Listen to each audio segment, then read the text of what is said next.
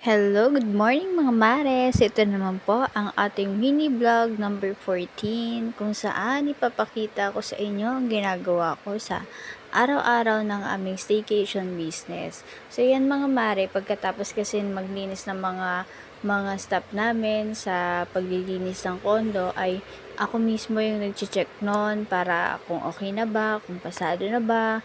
Kasi minsan naman, okay naman yung mga cleaners namin. Pero minsan, sa pagmamadali, minsan naman hindi nakikita.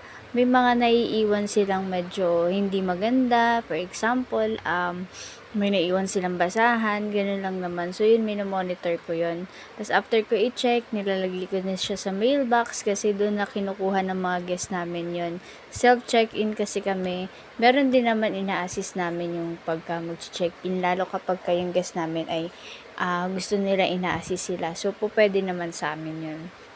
So, ayan, iba't ibang building kasi kung saan kami may staycation. So, pagkatapos ng isa, pupunta naman ako dun sa isang building. So, yun yung ginagawa ko everyday. So, ayan, pagkatapos nga namin pagkatapos ko mag-check ay kumakain na rin ako. Alam niyo na cup noodles kasi yun yung laging mabilis na kainin pagdating sa condo.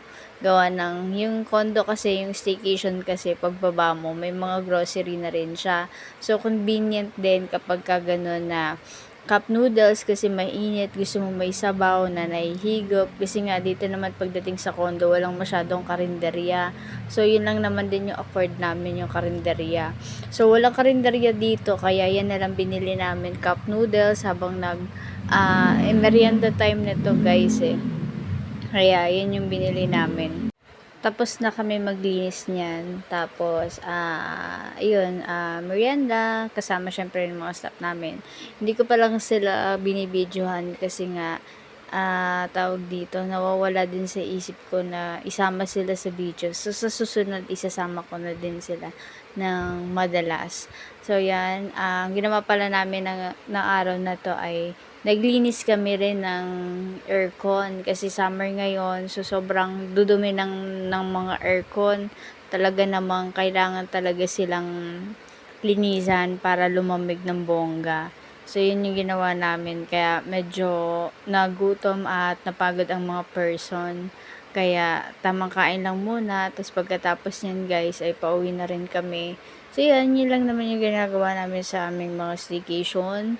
After ng linis, after check-in, check-out ng mga guests, monitor sa emails, tapos tawag dito, linis, yun lang naman. Syempre, customer service, number 1 yun. At yun nga, summer ngayon, kaya kadalasan bumibigay ang mga aircon. So, ganun yung madalas na problema kapag ka-summer ng mga staycation. At kadalasan din sa gantong panahon ay lumalabas ang mga ipis ng mga kondo. Kaya yan, isa yan sa mga sinusolve namin na problema, yung ipis na yan. At yung normal naman yung sa aircon kasi talaga namang bumibigay ang aircon lalo na pag sobrang init. So, yan. Tamang kain lang. Tapos, after nyan, pauwi na rin kami. So, salamat guys. Bye-bye!